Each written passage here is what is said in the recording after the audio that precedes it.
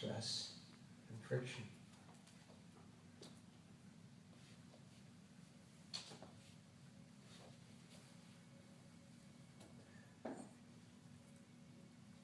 Now we can't measure when this happened because there was nothing to measure it with. And that's the nature of eternity. Eternity cannot measure.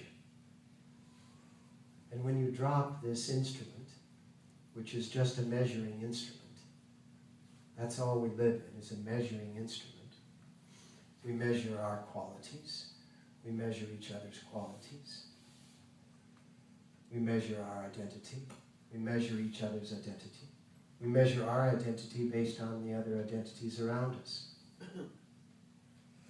It's a measuring instrument. It's constantly measuring. So when you try to think of this, it's very hard to think of it because it has no measure. So you start to make up a measurement.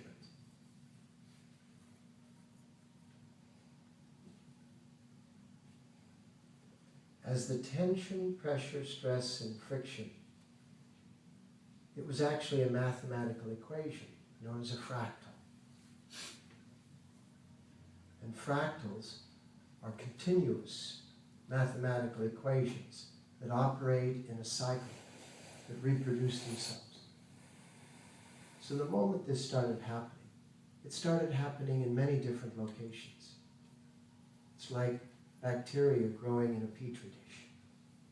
It happens in many different locations and tends to grow together.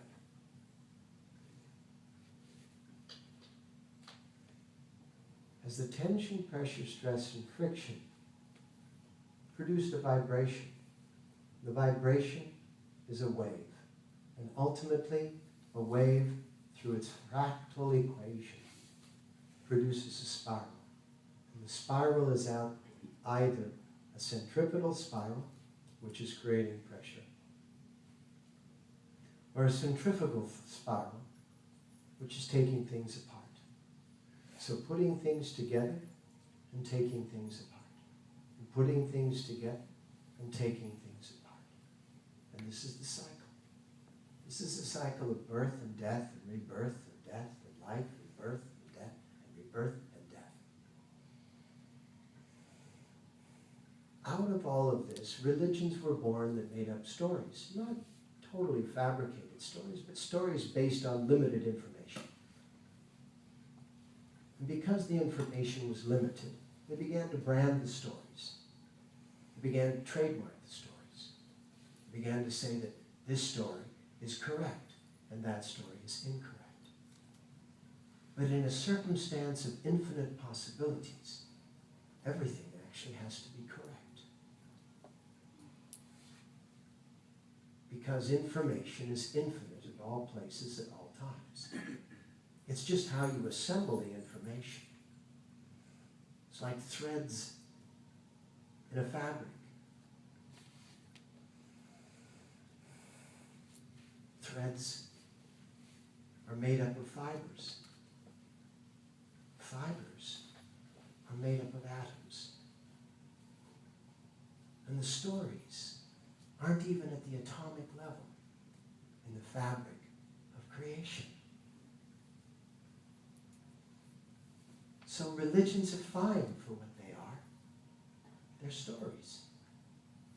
And everyone loves a good story. And that's fine. There's nothing wrong with stories. There's nothing wrong with religions. But it goes beyond that.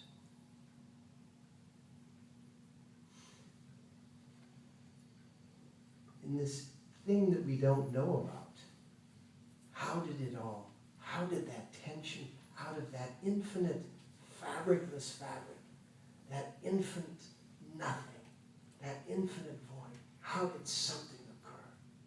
And what was that which was behind that something? That, in Sanskrit, is called Paramatma, the Oversoul, out of which there is this insertion in the tension, pressure, stress, and friction known as you. I am just an embodiment of tension, pressure, stress, and friction. When I'm in balance, I don't experience the tension, pressure, stress, and friction because it's pulling in all directions and pushing in all directions and creating in all directions simultaneously, equally. I am known as in equilibrium. When I am out of equilibrium, I experience tension, pressure, stress, and friction.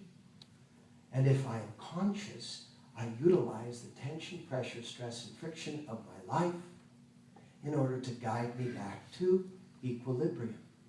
Because there's a message in my tension, pressure, stress, and friction that tells me how far away from my center point, from my equilibrium, I have